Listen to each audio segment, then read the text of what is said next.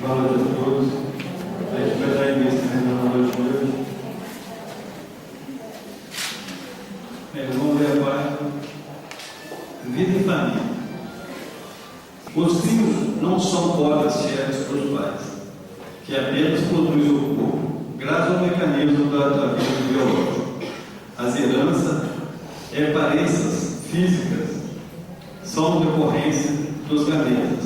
No entanto, o caráter, a inteligência e o sentimento procedem do espírito, que se corporifica pela reencarnação, sem maior dependência dos vínculos genéticos com os progenitores.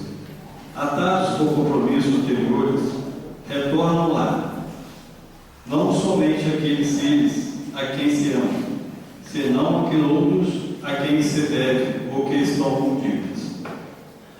Colaboradores impreteridos surgem na forma fisiológica, reteando com o devedor, utilizando-se do processo superior da lei de Deus para o reajuste das contas, no qual não poucas vezes se cumpriu as situações por indisposições dos consortes.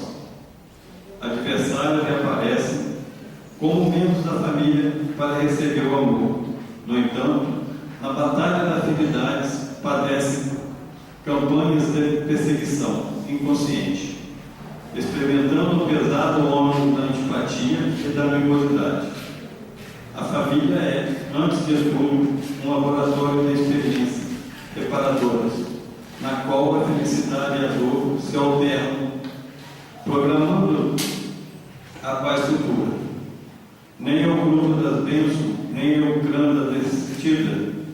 Antes, é a escola de aprendizagem e redenção futura. Irmãos que se amam ou se detestam, pais que se degradiam no procedimento doméstico, genitores que destacam os filhos em detrimento dos outros, ou filhos que agridem como para os pais. São espíritos em processo de evolução, retornando ao palco da vida física para a encenação da peça em que se fracassou.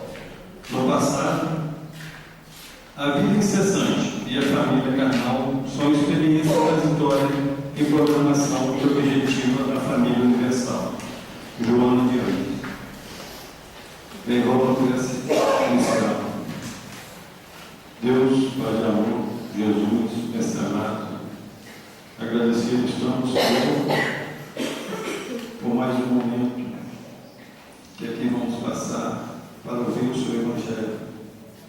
Agradecido por essa graça que nos apoia e também amparo, Senhor, a irmã que vai trazer a mensagem da noite de hoje, que possamos, Senhor, meu caminho de paz, de harmonia, e fique conosco, vamos amparar em mais um momento de prece, que se sente, graças a Deus. Bem, é a Mária, a pessoa da conhece, que vai falar para a gente hoje.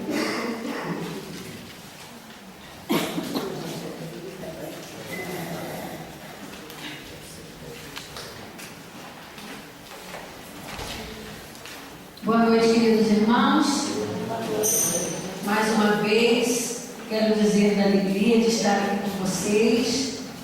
Mais uma vez, tendo a oportunidade de juntos refletirmos as lições que a doutrina espírita nos oferece para o enriquecimento de nossas mentes e fortalecimento dos nossos sentimentos. Nosso assunto de hoje é do Livro dos Espíritos, na lei de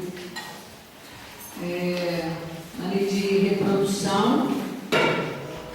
Licença.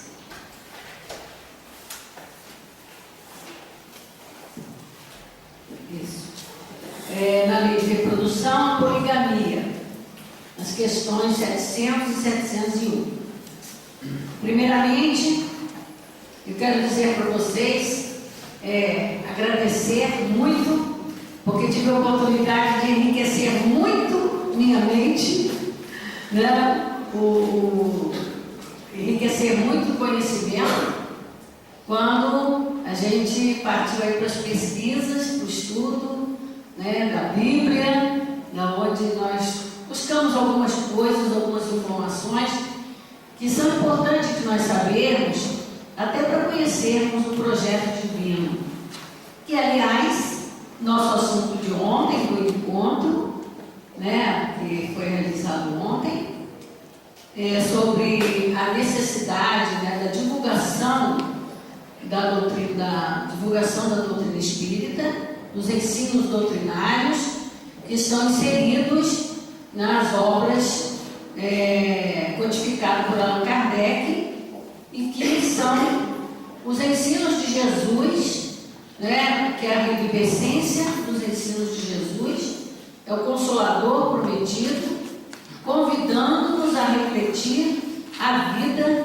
de acordo com os planos de Deus. Então, nós vimos ontem que não podemos viver sem Deus, né? Assim como afirma Leon Denis, assim como a planta necessita do sol para germinar e crescer, nós precisamos de Deus para viver, né? Então, vimos ontem quanto é importante nós trabalharmos muito a ideia de Deus em nossas vidas, e sentirmos Deus em nossa vida, no dia a dia da nossa vida. Porque, segundo aprendemos também no Livro dos Espíritos, a lei de Deus é a única verdadeira para a felicidade do homem. Indica-lhe o que deve fazer ou não fazer, e ele só é infeliz quando dela se afasta.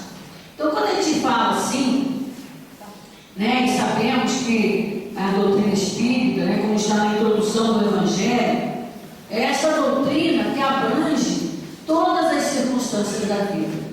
Por isso é um trabalho mesmo de Jesus, né, do Espírito de Verdade, que veio com uma equipe de espíritos superiores, muito elevados mesmo, até puros espíritos, como o próprio Jesus, trazer para a humanidade as informações lúcidas, puras, da lei de Deus, né? Então é preciso também que nós aprendamos a conhecer a situação, por exemplo, não só da poligamia, mas em todas as situações que a gente vivencia no mundo, a gente aprender a saber como que é isso, né? O que existe, onde que existe, se está certo, se não está certo, porque nós vivemos assim há milênios, vivendo a vida ao sabor das circunstâncias. A gente vive por viver,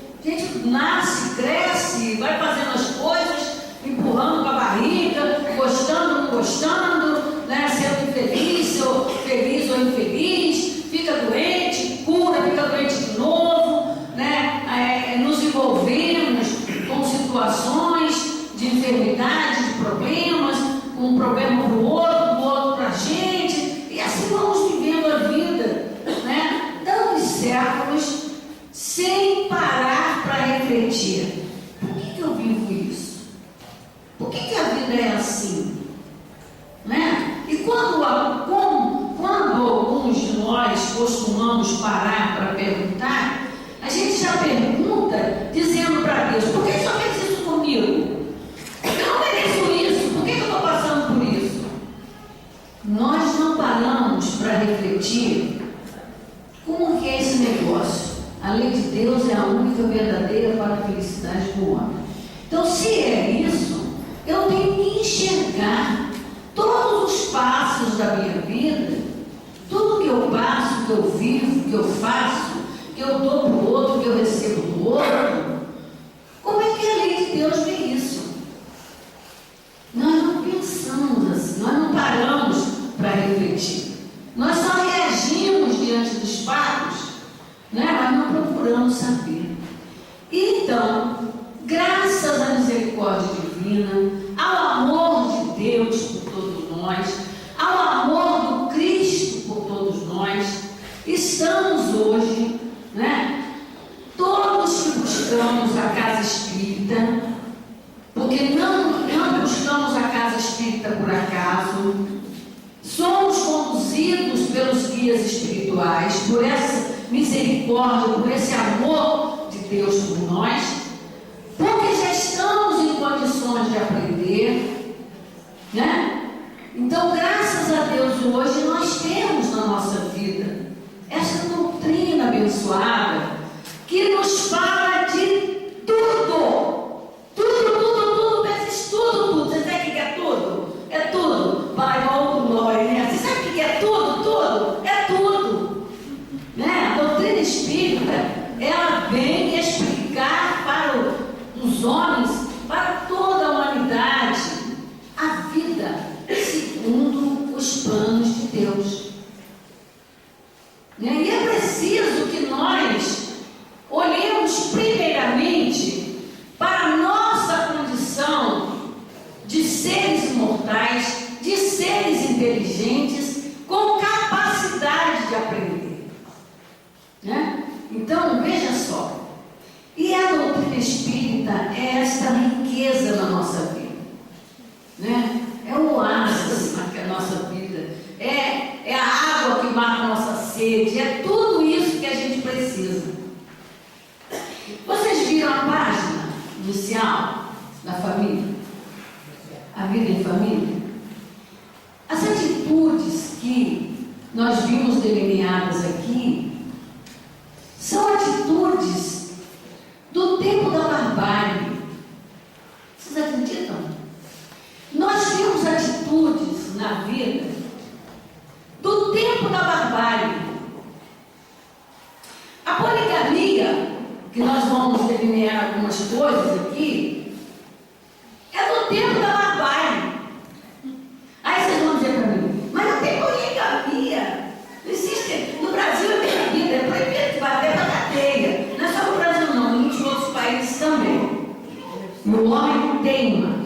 Só que nós hoje enxergamos a poligamia, ou não enxergamos, porque nós queremos enxergar como uma lei que fosse liberada pela Constituição.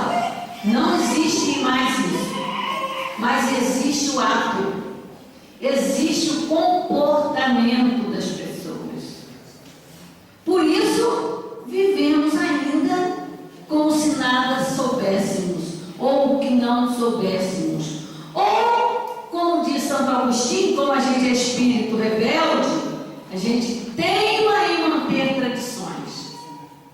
E tome sofrimento nisso, né? E tome dor, e sofrimento, e angústia, e amargura, e combater isso, e combater aquilo, se combater uns aos outros. Sofrimento, exploração do outro, e continua, né?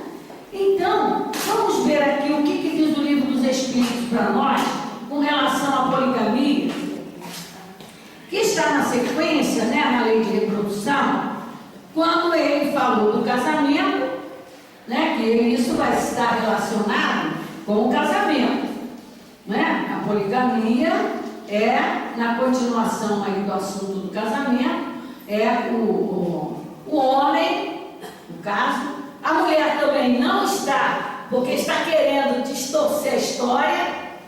Se a gente deixar, a mulher também quer ter mais marido, né? Então, volto a dizer, são comportamentos que hoje nós passamos o dia lendo a Bíblia, eu e a Lúcia, né? Então, porque eu já tinha começado antes pesquisando isso. Mas a gente vê atitude, meus irmãos, no tempo da barbárie, que não justifica mais hoje, né? Como nós vimos toda essa situação, essa dificuldade que a gente viu na mensagem da vida familiar, o nosso nível de inteligência hoje não condiria mais, não condiz. Nós somos tão inteligentes que já saímos do nosso planeta para visitar planetas alheios, né? Mas não sabemos cumprir a lei, não sabemos amar o próximo, não sabemos amar a Deus, não sabemos obedecer às regras das leis divinas que faz a nossa felicidade. Lei de Deus é só para fazer a nossa felicidade. Em nenhum momento a lei de Deus está agindo na nossa vida para a nossa infelicidade. Se eu estou enxergando isso, eu estou enxergando distorcido. Porque a lei de Deus é para a nossa felicidade. E é isso que precisamos compreender. E por que a gente não compreende? Porque a gente não quer saber disso. Continua no tempo da barbárie. A gente não quer saber, a gente não interessa, a gente quer resolver o nosso problema. Igual como vai resolver o nosso problema, isso é problema de vocês que não resolvem o nosso problema. Não é? Mas a lei de Deus age assim. Mas você é um ser inteligente para resolver o seu problema. Né? Então, vamos ver nesse contexto da vida, que é um contexto muito importante de nós analisarmos, porque é uma situação que abrange toda a humanidade, todas as sociedades, todas as cidades, todas as vidas. Né? Casamento, separação, poligamia, divórcio, né? Tudo isso. O que está na lei de Deus e o que não está na lei de Deus?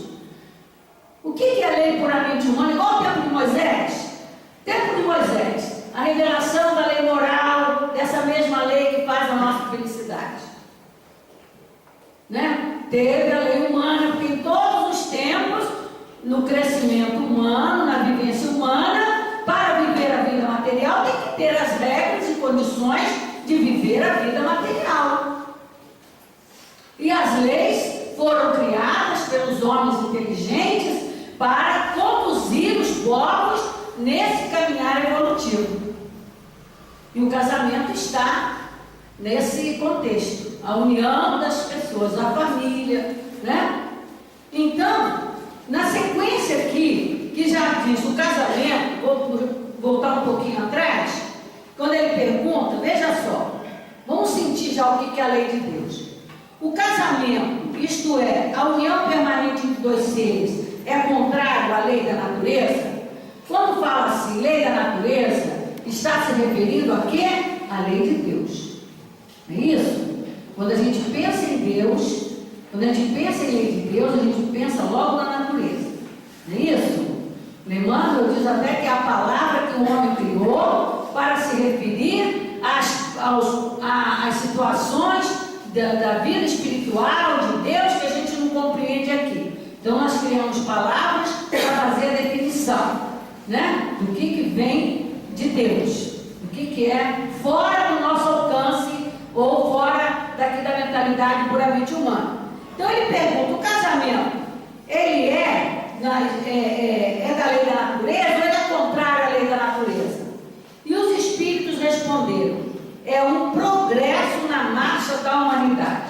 Então aí a gente vai ver, vamos chegar lá na poligamia, como é que se procedeu esse caminhar da humanidade, né?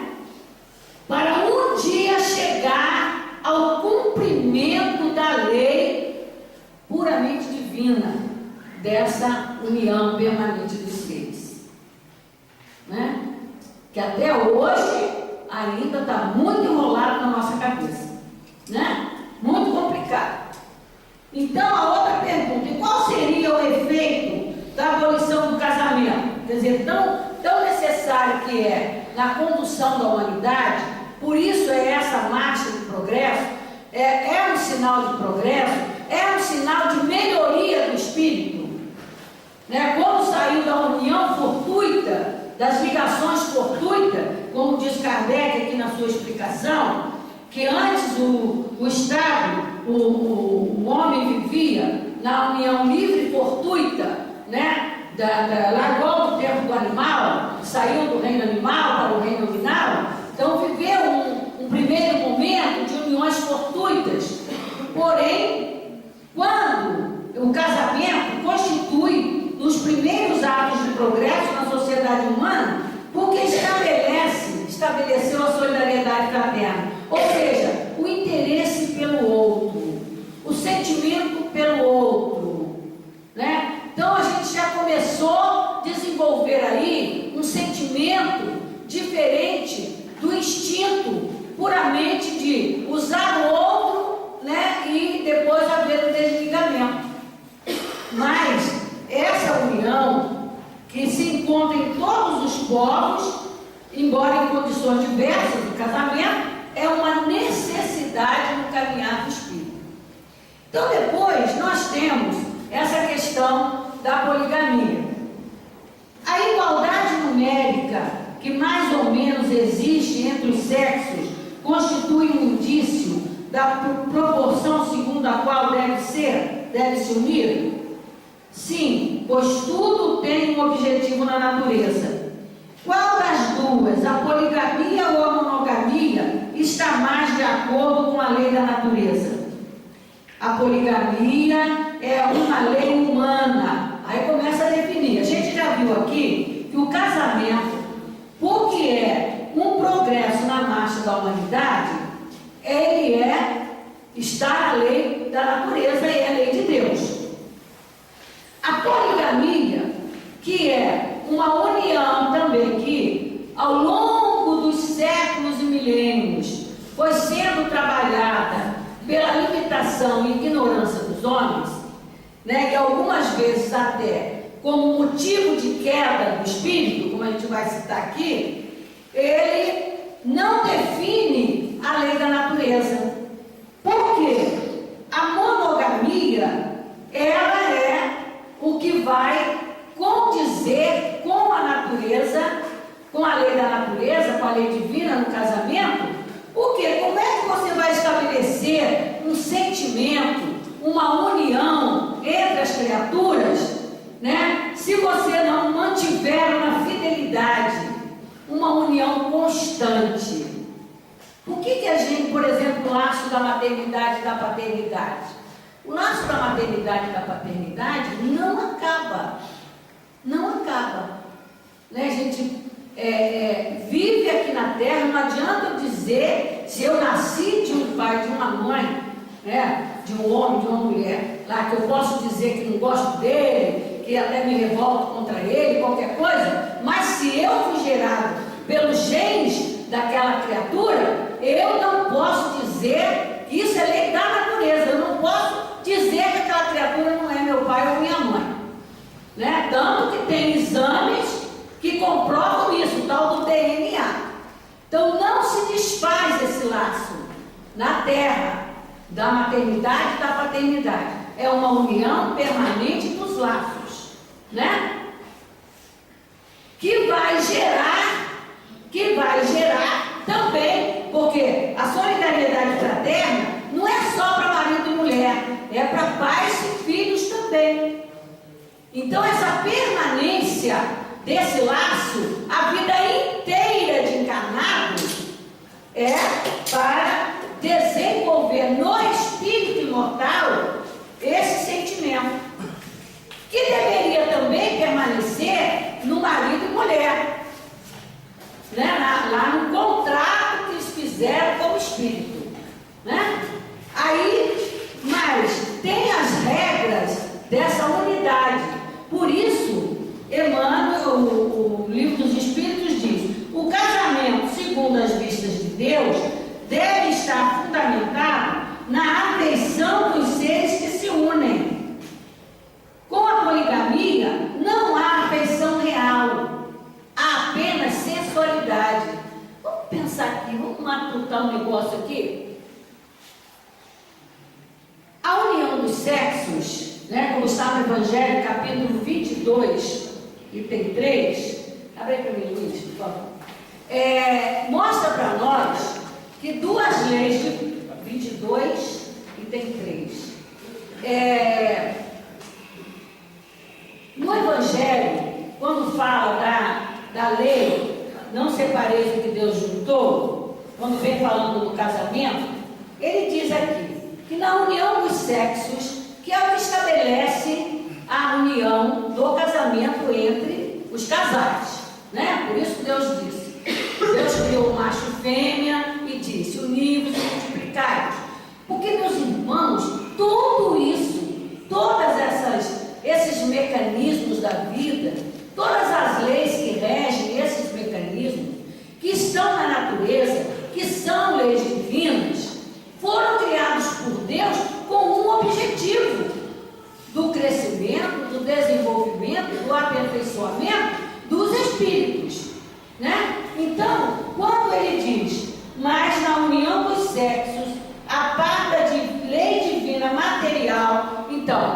que constata um casamento na terra?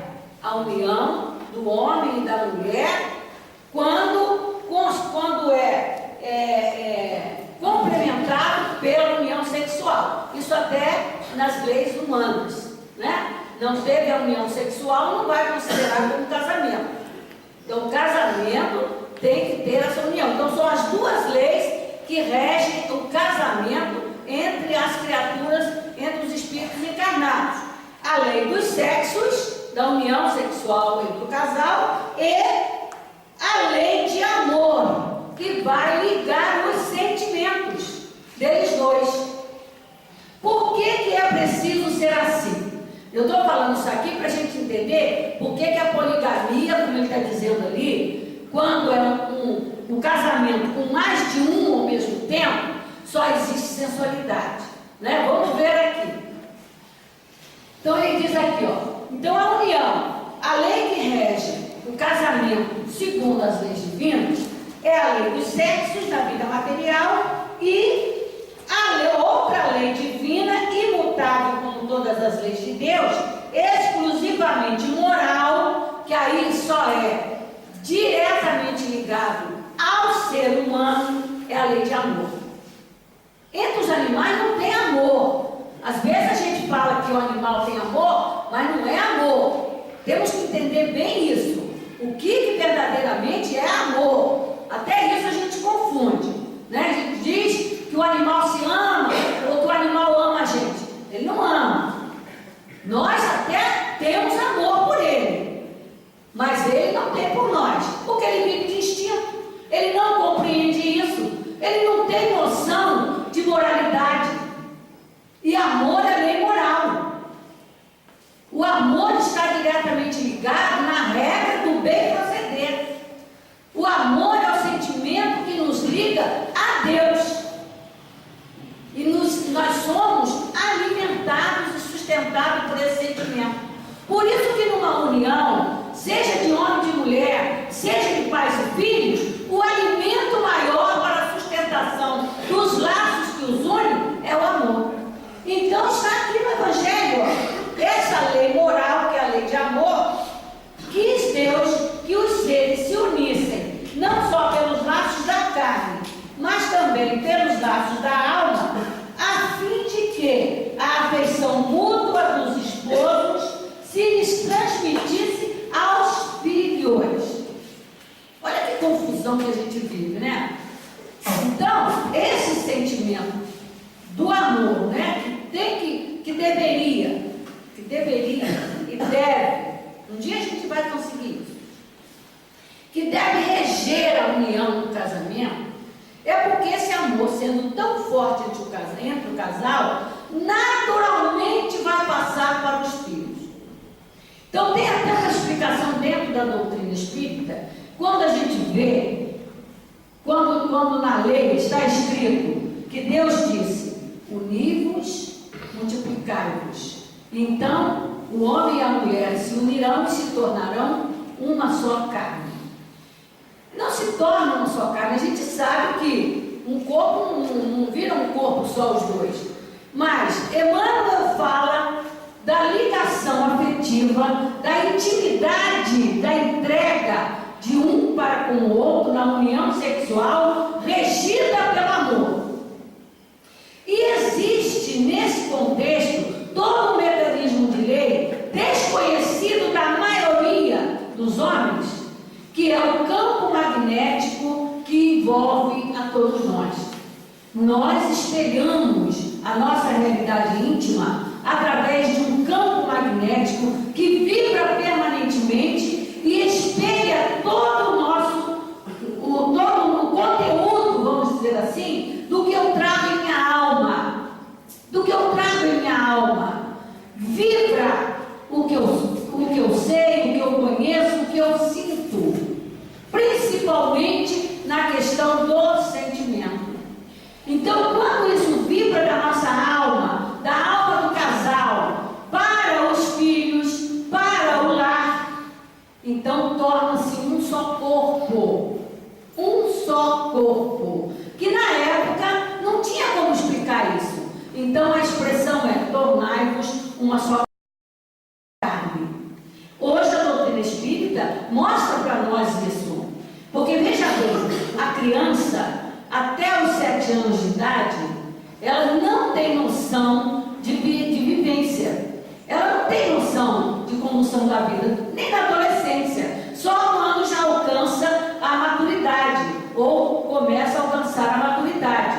Mas a criança, quanto menor ela respira, ela vive sustentada, alimentada, direcionada pela força magnética dos pais. O lar se torna um corpo magnético único. Essa é a união. Por isso que vamos lá na poligamia, aí Emmanuel ensina isso muito bem nessa pequena grande obra, Vida e Sexo. Quando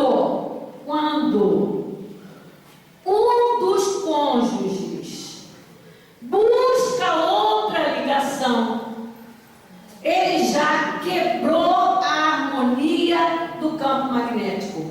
Por isso, na poligamia, não se cria esse campo magnético de sustentação da alma. Não se cria. Porque quando adentra outro tipo de energia, outra vibração estranha, nesse campo desarmoniza. E nós não temos ideia da afetação na mente infantil. Quando a criança sofre a ação nesse campo magnético pela separação dos pais ou pela poligamia, que hoje ela existe nas ligações fortuitas que acontece ainda muito grandemente na sociedade. Então, quando há essas ligações fortuitas fora do casamento, e isso está aqui na nossa pesquisa, né? Que quando há essa ligação hoje, nos dias de hoje, ela também é uma raiz, vamos dizer assim, um braço da poligamia, que, vamos lá, agora vamos pegar lá a história. Por que existiu a poligamia? Ela existiu em vários momentos na humanidade, principalmente no tempo da barbárie. Foi o que a gente viu aqui, a gente foi lá com a luz da doutrina espírita, com algo que hoje a gente já sabe, dentro do progresso do espírito e do objetivo da lei divina na evolução dos espíritos. Nós vimos que, na verdade, ele diz aqui na nossa pesquisa que está na Bíblia, né? Os grandes ícones da história da Bíblia, eles foram poligâmicos, não é isso? Mas veja bem, eu até entrei aqui num raciocínio que eu, assim, estudando, as coisas não surgiam. Diz aqui o texto: o Velho Testamento fala de um personagem como Jacó, que teve 2 mulheres e 13 filhos. Essa prole viria a dar origem às 12 tribos de Israel. Veja só que interessante. Aí, sabe o que eu lembrei aqui quando eu estava estudando? E eu considero muito isso, a espiritualidade ajudando a gente no raciocínio, né? A ideia de que a humanidade inteira veio de Adão e Eva é sem lógica. Não entra na cabeça da gente que um casal teria gerado esses milhões e milhões de criaturas. A gente sabe que não é assim. Mas pela ideia que a gente vai analisar da poligamia no tempo da barbárie, no tempo da ignorância. O nosso mal é que hoje, quando não temos mais ignorância desse nível, quando não era mais para existir comportamentos bárbaros, mas que ainda existe, né? Nós queremos, ao pé da letra, manter um comportamento que não condiz mais com o nosso crescimento espiritual. Não condiz mais. Então, lá na época,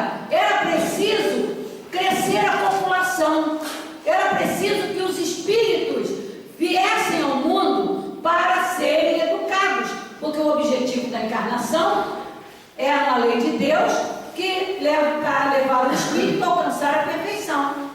Né? Deus impõe a encarnação com o objetivo do espírito desenvolver o seu aperfeiçoamento.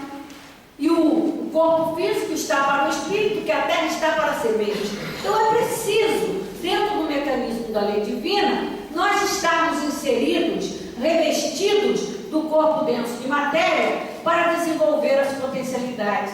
Então eu pensei assim, analisei dentro desse contexto. Então, tivemos alguns, por exemplo, nós tivemos aqui,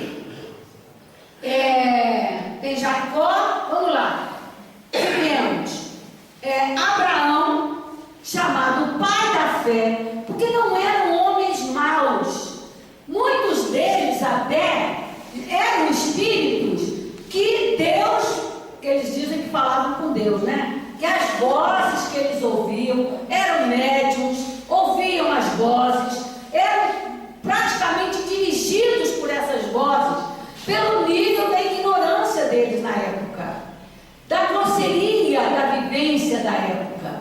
Então eles eram dirigidos. Então Abraão, pai da fé, ele teve 2 mulheres e duas concubinas. Além da mulher, o casamento oficial tinha as concubinas, né?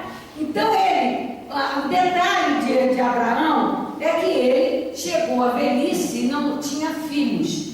Mas a voz disse para ele que ele ia ter filhos, né? E aí ele vai, a voz manda lá que ele procure a escrava, né? Da escrava da mulher dele. E a mulher dele cede a escrava para ele. E a escrava gera o filho dele. E a escrava passa a desprezar a mulher que ele mandar a mulher dele. Essas coisas, né? Aí o que acontece? Como houve a briga lá, ela foge, mas aí o espírito, o Gabriel, o espírito lá aparece para ela, manda ela voltar, pedir perdão lá para a patroa dela, né? E essa mesma mulher, muito velha depois, a esposa de Abraão tem um filho. Olha, é uma confusão. É engraçado. Eu leio a Bíblia, mas eu vou rindo à toa, porque é muito engraçado, né? Hoje nós vemos a situação tão diferente e esses costumes hoje para nós são bárbaros, né? São coisas que a gente não aceita hoje, né? Moisés teve 2 mulheres, Davi teve 8 mulheres, Salomão, olha só, Salomão foi dos piores, teve 700 mulheres, como é que ele chama? Casamento oficializado e 300 concubinas.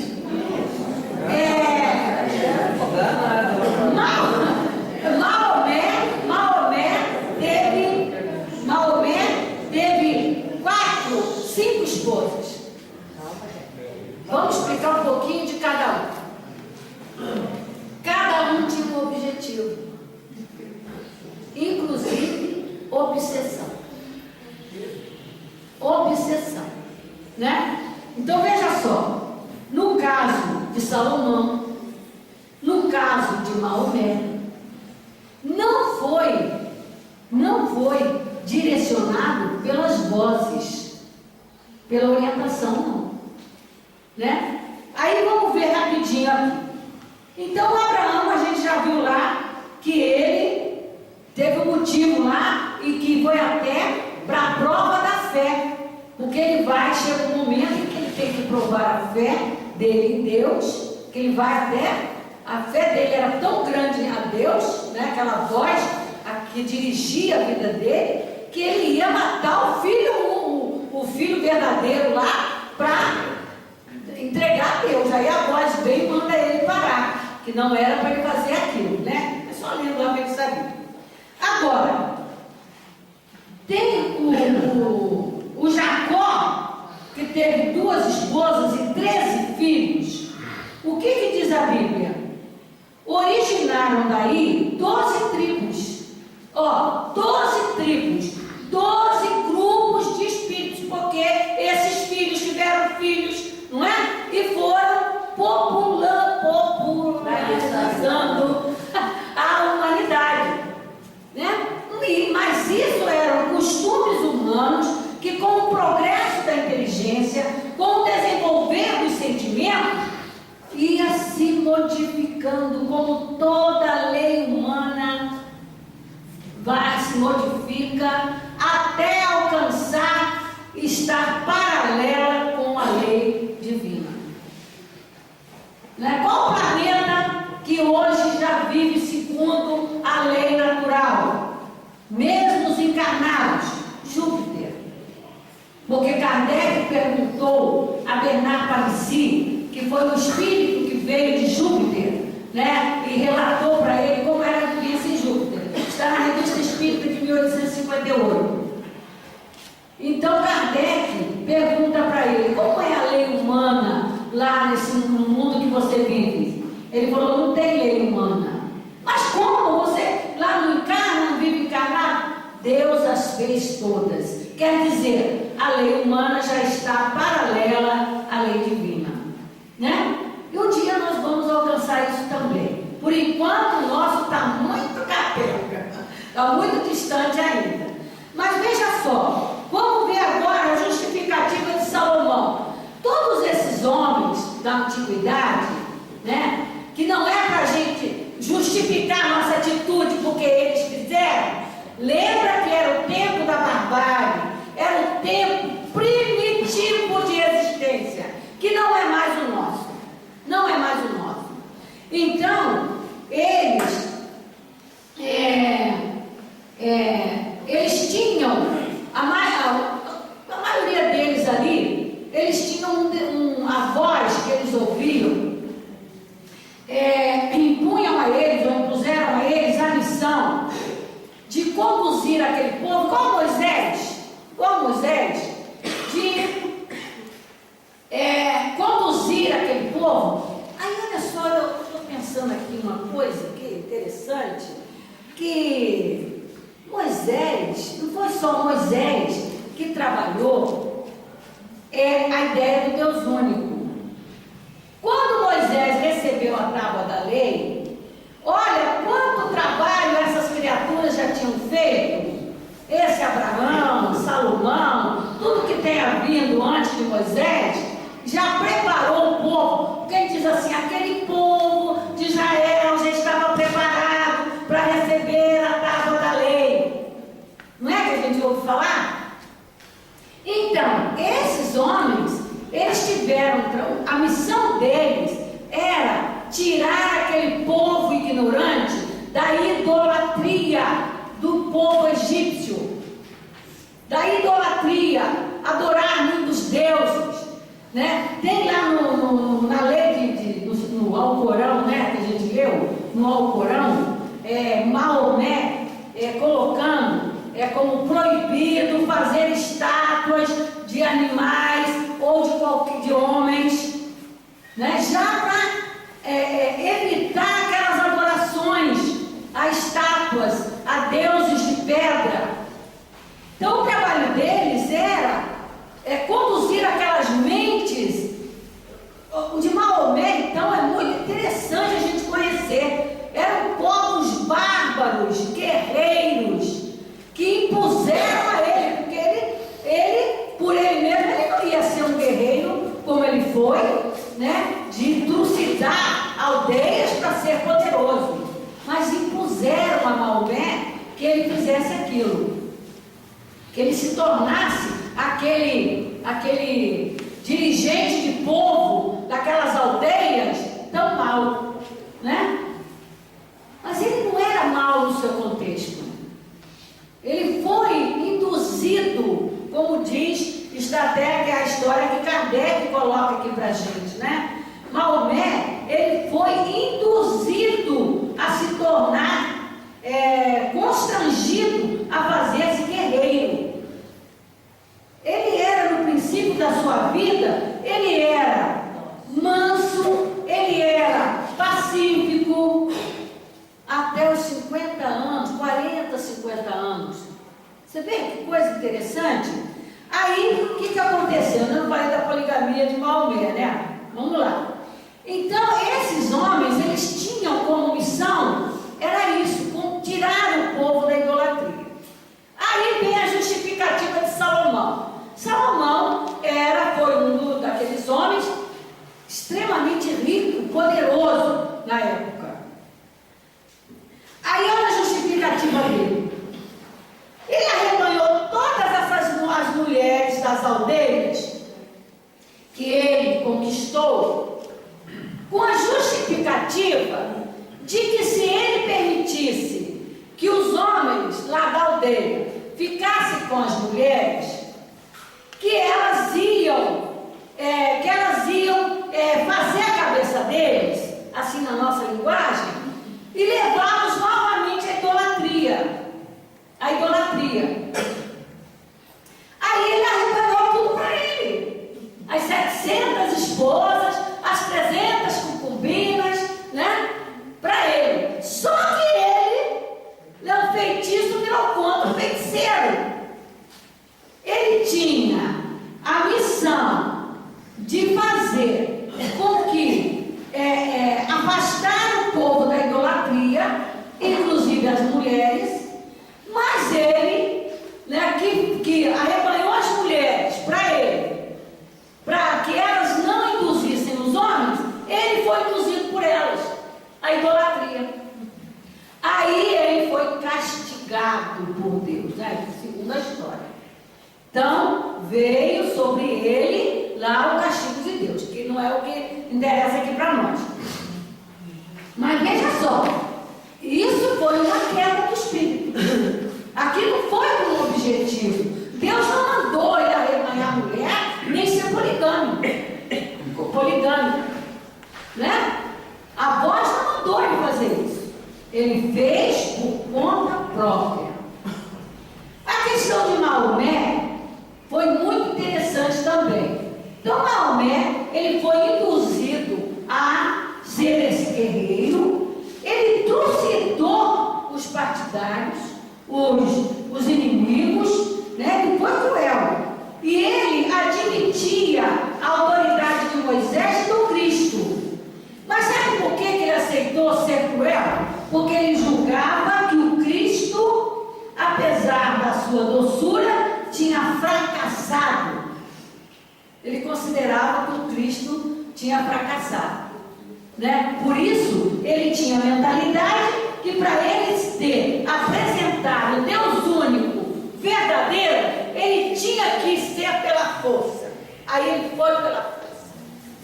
Então se tornou até cruel e dominou os povos. Aí, vamos lá, o que tem a poligamia de ver com isso? Outra coisa interessante. Até aos 40, 50 anos, o que aconteceu com Maomé? Maomé, ele perdeu os pais desde novo, a mãe, acho que ele perdeu a mãe quando nasceu e perdeu, está até aqui na revista Espírita mesmo, sei lá, com o Kardec. E ele perdeu a mãe quando bebê e perdeu o pai quando estava já um pouco crescidinho. E ele foi uma criança dócil, ele cresceu ali, né, era trabalhador e tudo. Até que com 20 e poucos anos, ele casa com uma senhora, Khadija, uma mulher, né, chamada Khadija, sua primeira esposa, 15 anos mais velha que ele. E muito rica. Muito rica.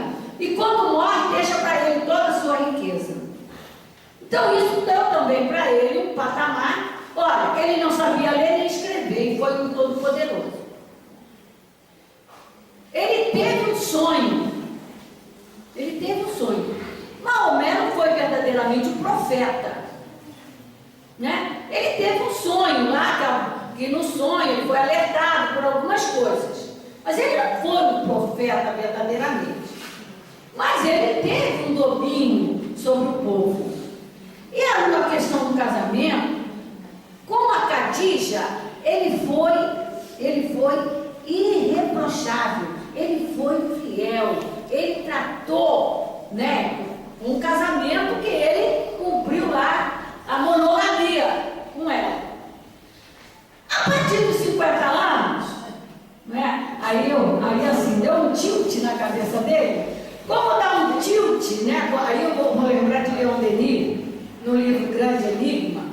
quando ele fala das idades, das 3 idades do homem, né? Da lei circular. É muito interessante, gente. Olha, é como eu sempre digo para vocês: querem se dar um presente? Mate a preguiça mental, aprende a gostar de ler e conheça tanta coisa da vida que essa doutrina abençoada nos ensina.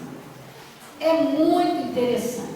Então, no Grande Enigma, Leon Denis, quando fala da lei circular, que fala das idades do homem, ele diz o seguinte, que a idade madura é a idade mais bela do espírito, quando ele está nessa fase da madureza espiritual, né? Da madureza do corpo, a madureza, que é o auge, né?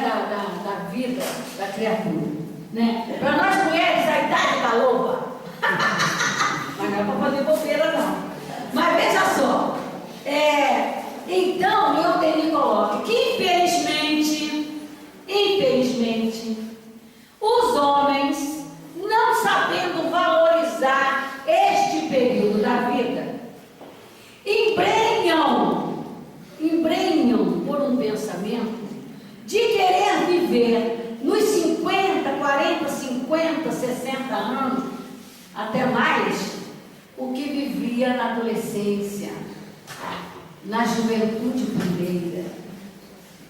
Aí a gente volta para Maomé. O que aconteceu com Maomé?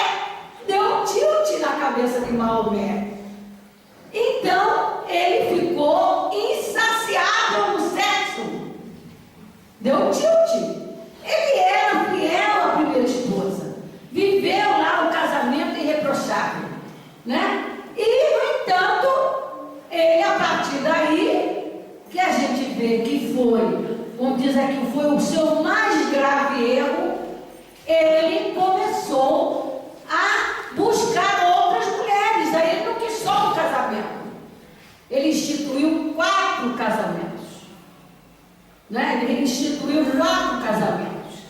Diz aí, o Kardec lembra aqui, como está no Livro dos Espíritos também, quando a primeira pergunta que eu li, quando ele diz, né, a igualdade numérica dos sexos, nós pensamos que existe mais mulher do que homem, mais mulheres do que homens, mas não existe não, porque tem lugar que tem mais homens do que mulheres.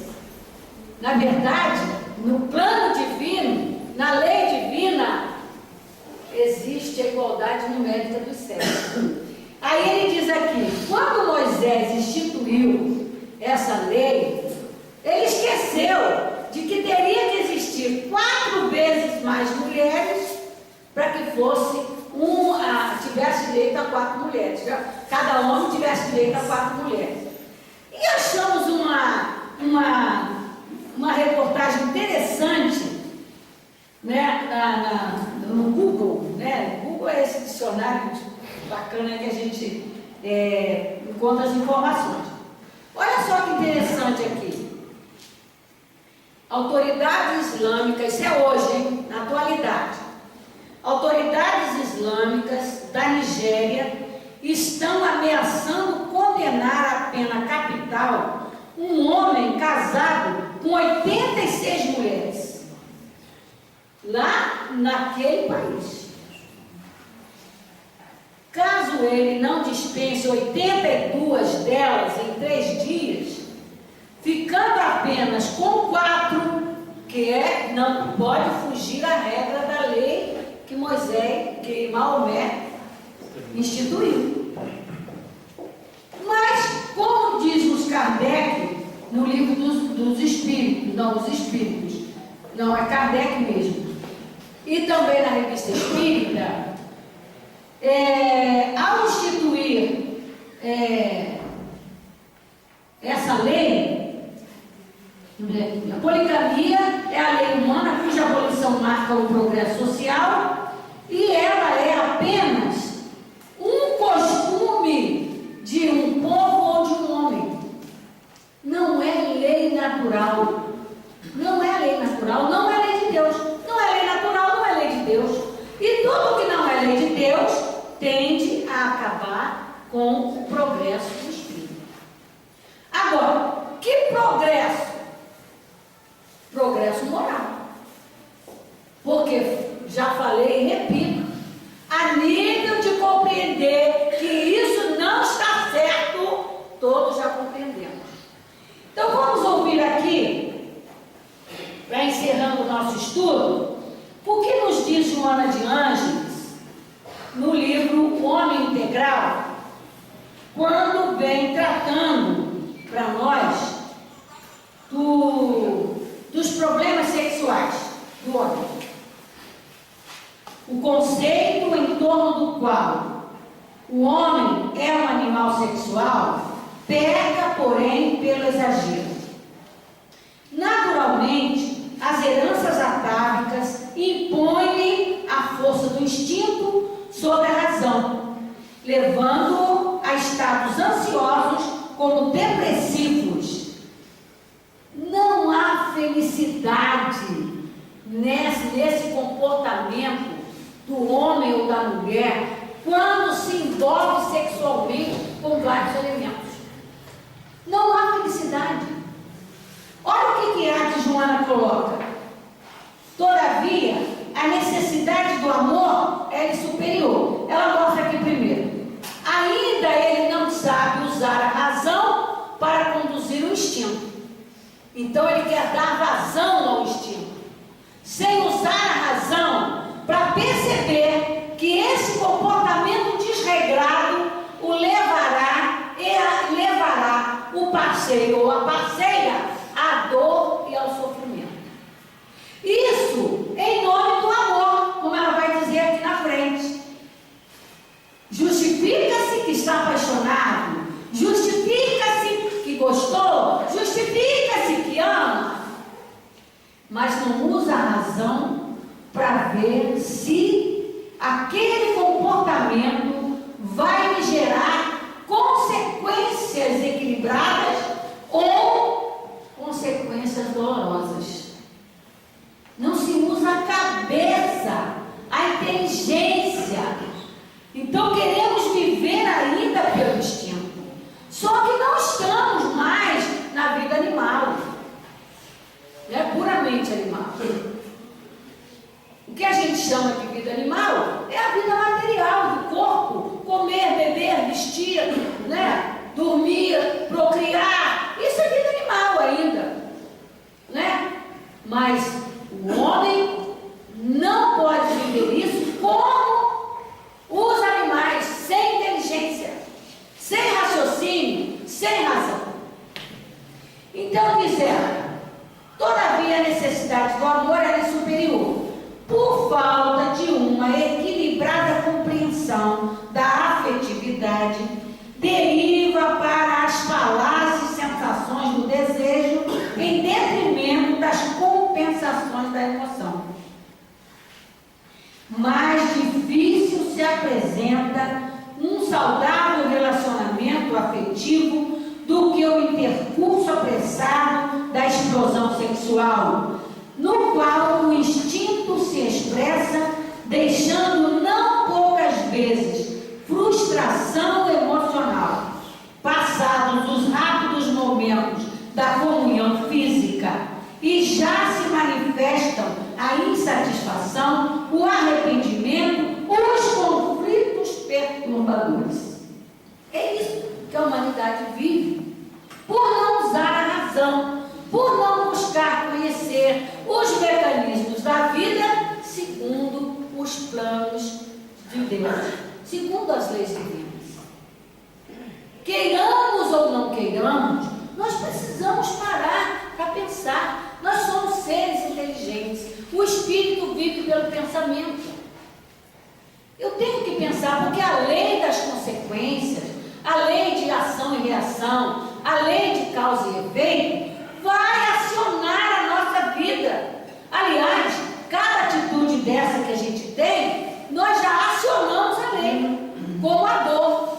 Deus não quer que a gente viva acionando a dor, a lei da dor, que é a lei de equilíbrio e educação. Ele quer que a gente use a inteligência, que a gente vivencie a vida sem precisar sofrer, sem precisar gerar sofrimento. Aí a gente constata que todo sofrimento que a gente vive e que queremos botar culpa em Deus é por conta nossa, né? É falta de juízo, podemos dizer assim, né? Falta do bom senso que começou a ser desenvolvido por nós na era do brucutu, na era das cavernas, mas até hoje a gente não trabalha isso para evitar as dores, os sofrimentos, as angústias, as frustrações, as insatisfações, o arrependimento, que ele nunca para de dar arrependimento, que te arrepende, faz de novo, arrepende, faz de novo, né?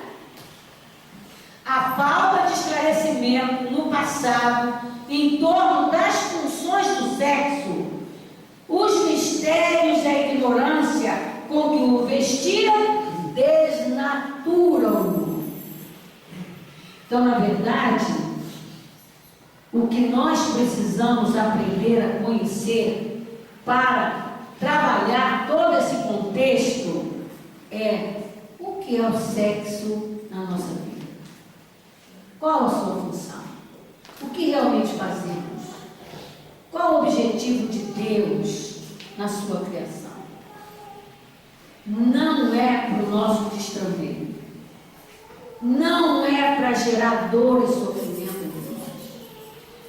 Então, meus irmãos, é preciso nós buscarmos conhecer, né? E ainda nos diz no livro No Mundo Maior, o nosso querido André Luiz diz assim: no exame das causas da loucura, que meus irmãos, esse negócio que até a ramificação da poligamia, de eu achar que eu posso ter quantos parceiros quiser, usar a minha sexualidade, o meu sexo do jeito que eu quero, como eu quero, fazendo o que eu quero, deslocadamente, são causas de loucura entre individualidades encarnadas e desencarnadas.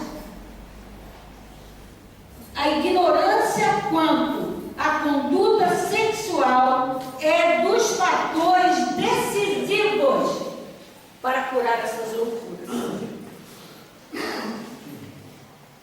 Então, volto lá a dizer, a doutrina espírita é esta doutrina abençoada que vem colocar a nossa cabeça no lugar, nossa mente, né? Como eu comentava com a Lúcia hoje.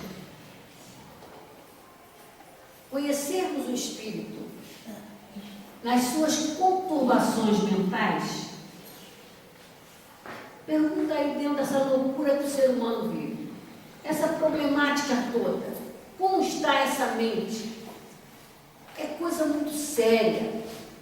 Para o espírito colocar a sua mente em equilíbrio, para ele poder realmente entender dessas coisas, porque não tem nem como você explicar. Os espíritos são muito misericordiosos conosco. Eles não podem falar certas coisas que nos levariam à loucura, em vez de nos levar ao equilíbrio. Por isso diz, vai estudar, meu filho, vai estudar a doutrina, vai estudar o evangelho, vai orar, vai buscar ajuda, até psicólogo, psiquiatra, vai buscar, porque não está em condição de compreender. Porque para compreender, eu preciso ter um mínimo de lucidez. Então, às vezes a gente chega na casa espírita querendo saber tudo da problemática da vida da gente. Ah, por que eu sinto isso? Por que eu sinto aquilo? Aí, nós temos que dizer ainda, abençoado o mecanismo do esquecimento do passado. Pensa que a gente pode lembrar o nosso passado? Quem de nós está com a lucidez, o equilíbrio suficiente para lembrar o seu passado? É melhor ficar assim. É melhor estudar a doutrina espírita, estudar o Evangelho de Jesus, procurar caminhar seus passos dentro de uma linha de equilíbrio e seremos felizes. Que Deus nos abençoe, nos ampare, nos sustente. hoje é conhecido.